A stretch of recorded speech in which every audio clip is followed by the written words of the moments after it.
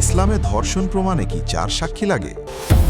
ইসলাম বিরোধী প্রচারণায় সবচেয়ে বেশি প্রচলিত অভিযোগগুলোর একটি হল ইসলামে ধর্ষণ প্রমাণ করতে 4 জন পুরুষ সাক্ষী লাগে। অন্যথায় ধর্ষণের শিকার নারী বিচার পাবে না, বরং উল্টো শাস্তির মুখোমুখি হতে পারে। সামাজিক যোগাযোগ মাধ্যম, ব্লগ এবং বিভিন্ন বিতর্কে এই দাবি প্রায়ই পুনরাবৃত্তি করা হয়। কিন্তু ইসলামী আইনশাস্ত্র বা ফিকহ, কোরআন, হাদিস এবং ঐতিহাসিক বিচারিক নজির পর্যালোচনা করলে দেখা যায় এই ধারণাটি সম্পূর্ণ ভুল এবং উদ্দেশ্যপ্রণোদিত। প্রকৃতপক্ষে ধর্ষণের বিচারে 4 জন সাক্ষী থাকা শর্ত নয়। এই বিধানটি মূলত জিনার হদ বা সুনির্দিষ্ট দণ্ড এবং মিথ্যা অপবাদ বা কাজাফ থেকে নিরপরাধ মানুষকে সুরক্ষা দিতে ব্যবহৃত হয়। কিন্তু ধর্ষণ যেহেতু একটি জঘন্য সহিংস অপরাধ এবং জবরদস্তিমূলক জুলুম, তাই এর প্রমাণে ইসলামী আইনবিদরা ফরেনসিক রিপোর্ট, ডিএনএ, পারিপার্শ্বিক আলামত এবং পরিস্থিতিগত সাক্ষ্যকে অত্যন্ত গুরুত্ব দিয়েছেন। কোনো কারণে 4 জন সাক্ষী উপস্থিত করা না গেলেও শক্তিশালী আলামতের ভিত্তিতে বিচারক তাজির হিসেবে ধর্ষককে মৃত্যুদণ্ড সহ যে কোনো কঠোরতম শাস্তি দিতে পারেন। এতে ভিকটিমের কোনো দোষ বা শাস্তি হয় না, বরং অপরাধীর সর্বোচ্চ শাস্তি নিশ্চিত করা হয়। 4 সাক্ষীর বিধান আসলে কোথায়? পবিত্র কোরআনে আল্লাহ বলেন, যারা সচ্চরিত্র নারীর বিরুদ্ধে অপবাদ দেয়, তারপর তারা 4 জন সাক্ষী নিয়ে আসে না, তাদেরকে 80টি বেত্রাঘাত করো এবং তোমরা তাদের সাক্ষ্য গ্রহণ করো না। সূরা নূর। এই আয়াতের প্রসঙ্গ হল কাজাফ, অর্থাৎ কারো বিরুদ্ধে ব্যভিচারের অভিযোগ আনা। এর উদ্দেশ্য ছিল মানুষের সম্মান রক্ষা করা এবং মিথ্যা অপবাদ দেওয়া বন্ধ করা। একইভাবে জিনার হদ কার্যকর করার জন্য অত্যন্ত কঠোর প্রমাণের মানদণ্ড নির্ধারণ করা হয়েছে, কারণ হদ শাস্তি অত্যন্ত গুরুতর, তাই এতে সন্দেহের সুযোগ থাকলে হদ কার্যকর হয় না। কিন্তু এখান থেকে এই সিদ্ধান্তে পৌঁছানো যে ধর্ষণের প্রতিটি মামলায় 4 জন সাক্ষী আবশ্যক, তা ইসলামী আইনশাস্ত্রের পূর্ণাঙ্গ অবস্থান নয়। জিনা ও ধর্ষণ কি একই? এই প্রশ্নের উত্তরই মূল বিতর্কের কেন্দ্রবিন্দু। জিনা হল এমন যৌন সম্পর্ক যা বিবাহের বাইরে উভয়ের স্বেচ্ছাসম্মতিতে সংঘটিত হয়। অন্যদিকে ধর্ষণ বা ইগতিসাব হল জবরদস্তি, বল প্রয়োগ, ভয়ভীতি বা ক্ষমতার অপব্যবহারের মাধ্যমে সংঘটিত যৌন অপরাধ। অর্থাৎ ধর্ষণের মধ্যে অবৈধ যৌন সংসর্গের পাশাপাশি সহিংসতা, আক্রমণ এবং ভুক্তভোগীর অধিকার লঙ্ঘনের বিষয়ও অন্তর্ভুক্ত থাকে। এই কারণেই জমহুর ফকিহরা ধর্ষণকে সাধারণ জিনার তুলনায় ভিন্ন এবং অধিকতর গুরুতর অপরাধ হিসেবে বিবেচনা করেছেন। ফিকহি পরিভাষায় একে ইগতিসাব বা জবরদখল বলা হয়। ইমাম মালিক রহমতুল্লাহ আলাইহি ধর্ষণকে হিরাবা বা সন্ত্রাসবাদ বা জননিরাপত্তা বিঘ্নিত করা হিসেবে গণ্য করেছেন, যার শাস্তি সাধারণ জিনার থেকে অনেক বেশি কঠোর। আল্লামা ইবনে কুদামা রহমতুল্লাহ আলাইহি এবং ইমাম কাসানি রহমতুল্লাহ আলাইহি স্পষ্টভাবে উল্লেখ করেছেন যে জবরদস্তির কারণে এখানে ভিকটিম সম্পূর্ণ দায়মুক্ত এবং অপরাধীর জন্য কঠোর শারীরিক দণ্ড এবং আর্থিক ক্ষতিপূরণের বিধান রয়েছে। রাসূলুল্লাহ সাল্লাল্লাহু আলাইহি ওয়াসাল্লামের যুগে ধর্ষণের বিচার। ধর্ষণের বিচারে 4 জন সাক্ষী যে বাধ্যতামূলক ছিল না, তার অন্যতম গুরুত্বপূর্ণ প্রমাণ রাসূলুল্লাহ সাল্লাল্লাহু আলাইহি ওয়াসাল্লামের বিচারিক নজির।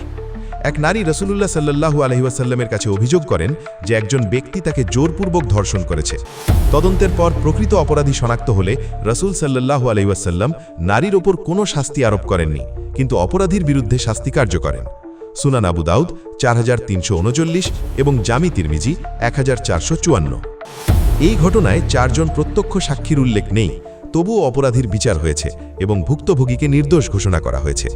এটি দেখায় যে ধর্ষণের বিচারকে কেবল জিনার হদ সংক্রান্ত সাক্ষ্যবিধির মধ্যে সীমাবদ্ধ করা হয়নি। ইসলামী আইনবিদরা কী ধরনের প্রমাণ গ্রহণ করেছেন? ক্লাসিক্যাল ফিকহের আলোচনায় দেখা যায় ধর্ষণের মামলায় বিভিন্ন ধরনের প্রমাণ বিবেচনা করা হয়েছে, যেমন অভিযুক্তের স্বীকারোক্তি, ভুক্তভোগীর সাক্ষ্য, শারীরিক আঘাতের চিহ্ন, ধস্তাধস্তি বা প্রতিরোধের আলামত, ঘটনাস্থলের পরিস্থিতিগত প্রমাণ, প্রত্যক্ষ বা পরোক্ষ সাক্ষ্য। মালিকি ফিকহে বিশেষভাবে পরিস্থিতিগত আলামতকে গুরুত্ব দেওয়ার আলোচনা পাওয়া যায়। প্রখ্যাত আলেম ইবনুল কাইয়াম তার আত-তুরুকুল হুকমিয়া গ্রন্থে দেখিয়েছেন যে ন্যায় বিচার প্রতিষ্ঠা করার জন্য শক্তিশালী আলামত ও পরিস্থিতিগত প্রমাণ গুরুত্বপূর্ণ ভূমিকা পালন করতে পারে। আধুনিক ফরেনসিক প্রমাণের অবস্থান। আধুনিক যুগে ধর্ষণের তদন্তে ডিএনএ বিশ্লেষণ, মেডিকেল রিপোর্ট, ফরেনসিক পরীক্ষা, সিসিটিভি ফুটেজ, ডিজিটাল তথ্য এবং অন্যান্য বৈজ্ঞানিক প্রমাণ গুরুত্বপূর্ণ ভূমিকা পালন করে। অনেক সমসাময়িক ইসলামী আইনবিদ এসব প্রমাণকে কারায়েন বা শক্তিশালী আলামতের আধুনিক রূপ হিসেবে বিবেচনা করেন। ফলে আধুনিক বিচার ব্যবস্থায় ফরেনসিক প্রমাণ ব্যবহার করা ইসলামী আইনের ন্যায় বিচার ভিত্তিক উদ্দেশ্যের সাথে সামঞ্জস্যপূর্ণ বলে বিবেচিত হয়। ধর্ষণের শিকারকে কি শাস্তি হয়? ইসলামী আইনের একটি মৌলিক নীতি হল জবরদস্তির শিকার ব্যক্তি অপরাধী নয়। আল্লাহ বলেন, যে ব্যক্তি বাধ্য হয় অথচ তার অন্তর ঈমানের উপর প্রতিষ্ঠিত থাকে তার উপর কোনো দোষ নেই।